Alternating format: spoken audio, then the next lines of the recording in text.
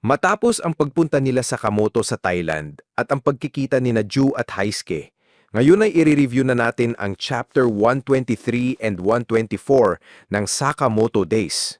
Sa wakas, masasaksi na natin ang mga sumunod na pangyayari matapos ang paghahanap ni Yo sa nawawalang bag ni Haisuke, isang paghahanap na mauuwi sa pinakamatinding laban sa buhay ng Order member na si Yo. Yan at marami pang thrilling at intense na eksena ang ating matutunghayan ngayon sa videong ito. Kaya naman, this is Mr. AI Anime at wag na nating patagalin pa. Let's go! Nagsimula ang chapter kay Shin na nakatanggap ng tawag mula kay Haisuke. Sabi ni Haisuke, "Nawawala pa rin ang bag mo at gusto mo nang kaming umuna doon sa kuta ni Uzuki. Pero kung hindi marunong magsalita ng English, ano bang gagawin mo?" Sagot ni Haisuke, "Ayos lang kasi may naging kaibigan ako rito na susunod na lang sa kanila mamaya." Nagulat si Shin. "Anong kaibigan? Teka!" Ngunit pinutol na ni Haisuke ang tawag. Sabi naman ni Amane, "Tara na Shin, wala nang tayong oras para sa ganito." Sa isipan ni Shin, nag-aalala siya para kay Haisuke. Samantalang si Haisuke ay nagulat nang malaman na wala na ang kanyang bag sa reception. Sabi ng receptionist, "Oo, dumating ang bag kanina pero may kumuha na rito." Ipinakita pa nila ang CCTV footage na malinaw na 30 minuto na ang nakalipas ng kuhanin ng isang lalaki ang suitcase ni Haisuke. Sabi ni Haisuke, "Yan ang suitcase ko." Tinanong niyo, "Sino yan? Kilala mo ba siya?" Sagot ni Haisuke, "Wala akong ideya kung sino siya." Sabi niyo, "So isa yang magnanakaw, pumunta ka na sa pulis." Maya-maya, napansin ni Paisuke, ang ibon ni Haisuke, ang lalaking kumuha sa suitcase. At agad nang sinabi ni Haisuke, "Ayun na siya!" Agad namang kumilos si Yo at sabi, "Tara na, habulin natin siya." Lumabas ang lalaki at sumakay sa isang tuktok na sasakyan. Sabi ni Haisuke at ng kanyang mga kaibigan, "Tumigil ka!" Ngunit tinignan lang sila ng lalaki. Sabi ni Yo, "Anong pinagkakagawa mo?" Nilapitan niya ito at hinawakan ang damit ng lalaki. "Hindi ba importante ang bag na ito sa'yo? Kunin mo na yan." Hinagis niya ang lalaki ng napakalakas, ngunit naiwasan ng lalaki. Lumabas ngayon ng kutsilyo ang lalaki, napansin niyo, at si Haisuke naman ay pinagpapawisan sa takot. Sabi niyo, "Ano ito? Isa ka palang assassin." Nagulat si Haisuke sa bilis at lakas ng lalaki. Napansin ng lalaki na nagpunta na sa mga bubong ng apartment ang mga kaibigan nila Haisuke. Sa isipan ni Haisuke, "Magaling, baka may alam ito tungkol kay Slur." Sabi ng lalaki, "Tumayo ka bata, tara na." Sa isipan ni Haisuke, iniisip niya na kung malalaman nito na isa siyang ex-assassin, posibleng papatayin nito si Haisuke. Habang tumatakbo ang lalaki, masyadong mabilis ang pagmumotor ni Yo. Sabi ni Haisuke, "Masyado siyang mabilis." Sabi ni Yo, "Tumigil ka na, ayun na siya." Hinila ulit ng lalaki si Haisuke patungo sa kanya. At sinabi ni Haisuke, "Ibigay mo yung bag ko." Hinawakan lang siya ng lalaki at inapakan upang makalayo, dahilan upang bumagsak si Haisuke. Sa hinahabol nila, maraming kapalpakan ang nangyari kay Haisuke. Sabi niyo, "Natiikan mo na yung kapalpakan mo? Gusto mo ba talagang makuha ang bag niyon o hindi?" Sagot ni Haisuke sa isipan niyo, mukhang masyadong nag-e-expect lang talaga dito kay Haisuke. Sabi niyo, "Ay, magpahinga ka na lang dyan. Ako na ang bahala rito." Sabi ni Haisuke, "Hindi pride ang laman ng bag na iyon. Kailangan ko itong makuha gamit ang sarili kong kamay talaga." Naaalala niyang sinabi ni Sakamoto noon na wala daw pang nakikitang sniper singgaling niya. Tinignan lang naman ng lalaki si Hiyo at maya-maya pa ay pinagtawanan siya ng mga dumadaan dahil sobrang laman nito. Puno raw ng niyog ang katawan. Tinignan naman niyo ang mga babaeng kaibigan na natakot at sa kanyang isipan ay naihisip niya, ano ba talaga ang pinagagawa niya? The more na tinitignan ko itong talunan na ito, the more naiirita ako. Pero bakit tinutulungan ko pa rin siya? Dito naalala niyo ang kanyang past kung saan sinabi siya ni Yutsumura na mukhang malakas siya, ngulit sa lahat ng assassin na nakita at nakilala niya, si Horo ang may pinakamaraming talento.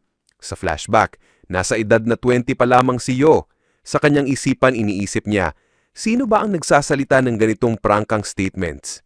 At kahit pangaraw siya noon, mas naglalaan siya ng dobleng oras kumpara sa iba para matutunan ang isang bagay. Kaya nagpasya siyang gumawa ng paraan upang mapa-improve ang sarili gamit lamang ang sheer effort. Nag-ensayo siya ng matindi, palaging huling tao sa gym, at paulit-ulit na pinapasa ng kanyang katawan. Ang dobling effort o pag-work hard ay hindi masakit.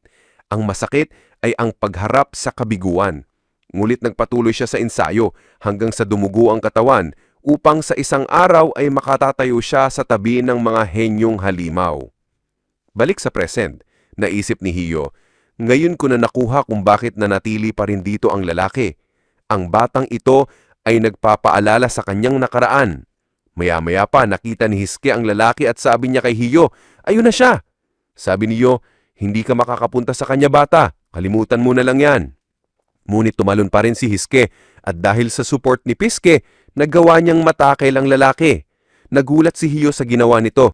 Nagtagumpay si Hiske na makuha ang suitcase. Sabi ni Hiske, nakuha ko na! Salamat Piske! Lumapit si Hiyo, may goods ka talaga bata, at nagpasalamat si Hiske. Subalit napansin nila na may metal pipes na nahuhulog sa likuran ng lalaki. Bago pa nila ito mapansin, mabilis na binuksan ni Hiske ang kanyang suitcase at nag-aim gamit ang sniper rifle. Pinaputok niya ang bala na tumama sa mga metal pipes, kaya hindi ito nahulog sa lalaki. Nagulat si Hiyo, isa ring rifle assassin pala si Hiske. Ngulit higit sa lahat, nakita niya ang kahusayan at paghihirap na pinagdaanan ni Hiske para sa ganitong tirada. Sabi ni Hiske, napaputok ko na ang baril ko. Paano na lang kung malalaman nyo na isa akong ex-assassin? Sabi ni Hiyo mula sa likuran, hoy, napaka-obvious naman yan, bobo. Takot si Hiske, ngulit sinabihan lang siya ni Hiyo, gusto mo talaga ito? At naramdaman ang pride sa pagpatao ni Hiske. Sagot ni Hiske, totoo ba? Salamat Hiyo. Maya-maya pa nagulat si Hiyo nang biglang inapakan ng isang babae ang magnanakaw kanina. Durog ang katawan nito. Napatingin sa gulat sina Hiske at Hiyo. At lumapit si Kumanome na nagsabi na nagtatagalan ng lalaking ito para lang mapalapit kay Hiyo. Sabay tinanong ni Kumanome, sino sa inyo ang Hiyo? Ngulit wala nang pakidito ang mga tao. Sabi ni Hiske, sino yan? Sabi ni Hiyo, huwag kang kumilos Hiske. Tinanong ni Hiyo si Kumanome, so isa ka sa mga assassin ni X? Sagot ni Kumanome, oo, isa ako sa kanila. Nagulat si Hiyo sa abinan nito. Maya-maya pa, mabilis na nag-aim si Hiske. Kahit natakot siya, mabilis namang kumilos si Kumanome at sinira ang rifle. Gumawa siya ng hand gesture para hilahin ang earrings ni Hiske at unti-hunti nahila papalayo ang saktitang tenga ni Hiyo. Sabi ni Kumanome, ikaw ang tumanggal sa tenga ni Gako noon, di ba ganon? Sagot ni Hiske, nakuha ko pa, narinig ko yon. Kaya tanong ni Kumanome, kung ganon, sino ang umaaway sa kanya noon? Dalhin mo sila rito. Napangiti si Hiyo at iniisip na maaring napatawad na, ngunit hindi siya sigurado kasi maraming tao ang pwedeng gumawa noon. Sabay dito ay kumilos na si Hiyo at inatake si Kumanome ng isang malakas na suntok na tumaagos sa maraming palapag ng gusali. Unti-unti nang gumuguho ang isang bahagi ng building kaya agad namang kinuha ni Hiyo si Hiske at sinabihan siya na umalis na sila ni Piske dahil siya naman talaga ang target ng babae. Tanong ni Hiske, target? Sagot niyo, oo, ang trabaho lang nung magnanakaw kanina ay papuntahin ako sa lugar na ito. Nagtanong si Hiske, ibig mong sabihin nagkamali lang siya ng bag dahil magkapareho kayo lang dala? Sagot niyo, oo, at yung siraulong iyon kahit ganon tumagal pa rin sa laban. Humingi naman ng paumanhin si Hiyo kay Hiske dahil nadamay pa ito at sinabi na siya na lang ang bahala. May tanong naman ni Hiske, ayos ka lang ba yo, yung tahinga mo? Sagot niyo, bukod sa hindi ko rin gets, may pagkabaliw talaga ang babaeng ito. Sa kanyang isipan, nasabi niyo na ang suntok na binitawan niya kanina ay tumalab at nagpayanig kay Kumanome. Pero anong klaseng trick ang gamit nito? Sinagot naman siya ni Kumanome, hindi ako makapaniwala na kayong mga talunan ay napatay si Mr. Uda, ang kasamahan naming undercover sa JAA. Magbabayad kayo sa ginawa ninyo noon. Samantala, sa kuta ni Uzuki, natanong ni Kashima, sino ba itong si Kumanome? Tanong ni Gaku, natakot ka ba niya? Sagot ni Kashima, hindi, pero nung nag-clash kami, nakaamoy talaga ako ng panganib. Sabi ni Gako, kasi inaksakan ni Kumanome bilang kaibigan. Huwag kang mag-akamali ng intindi. Oo, harsh siya, pero napaka-caring din. Sadyang extreme lang ang ugali niya. Sa mundo niya, may dalawang klase lang ng tao, ang kaibigan at ang kaaway. At walang awa si Kumanome sa mga nansakit sa kanyang mga kaibigan. Tanong ni Kashima, so kalaban pala ako? Sabi ni Gahu, mag-ingat ka Mr. Kashima. Si Kumanome ang pinaka-worst na pwede mong makaharap, lalo na sa kakaibang katawan mo. Balik sa laban, makikita na unti-unting pinapalapit ni Kumanomi ang mga bakal sa paligid. Parang minamagnet niya ang lahat. Sabi ni Yo sa kanyang isipan, electromagnet. Naagulat si Yo sa ginawa nito, lalo na nang pinaulanan sila ni Kumanomi ng mga bakal habang tumatakbo sila. Iniisip ni Yo, napakabilis niyang mag-switch on and off ng kanyang electromagnetic ability. Nakakainis! Maya-maya tumalon si Kumanomi kasama ang mga metal pipes kaya naghanda ng isang suntok si Yo upang salubungin siya. Ngunit bago ito tumama, gumawa ulit si Kumanomi ng hand gesture at biglang dumating mula sa likuran ang mga metal pipes na tumama lahat sa likod ni Yo. Nahulog siya mula sa gusali at bumagsak sa ibabaw ng bus. Sinubukan niyang ibalanse ang katawan pero bigla siyang nadikit sa bubong ng bus. Nagkaroon ng napakalakas na magnetic force. Nasakal siya ng dalawang bakal mula sa itaas. Nasa ibabaw pala siya ni Kumanomi at nang mapalapit ito sa isang signboard, dinikit niya ang kamay at hinila si Yo. Sa sobrang lakas ng magnetic force, natanggal pati ang bubong ng bus. Binelo ni Kumanomi si Yo at hinagis siya sa paparating na sasakyan. Tagumpay ang atake. Napangiti si Yo? Interesting. Sabi naman ni Kumanomi, so nag-e-enjoy ka pala sa sakit? Grabe mga kaibigan, ang tindi ng electromagnetic force ni Kumanomi. Single-handedly hinarap niya isa sa may pinakamalakas na brute force sa order. Kaya ang tanong, makakabawi pa ba si Yo? Malalaman natin yan sa susunod na chapter na punong-puno ng bakbakan sa pagitan ng dalawang halimaw pagdating sa lakas. Kaya tutok lang kayo dahil dito na muna natin tatapusin ang video sa last panel na ito. Kung nagustuhan niyang video, i-like, comment, follow at subscribe na rin para sa mas marami pang anime content na tulad nito. Maraming salamat. This is Mr. AI Anime. See you again on my next video.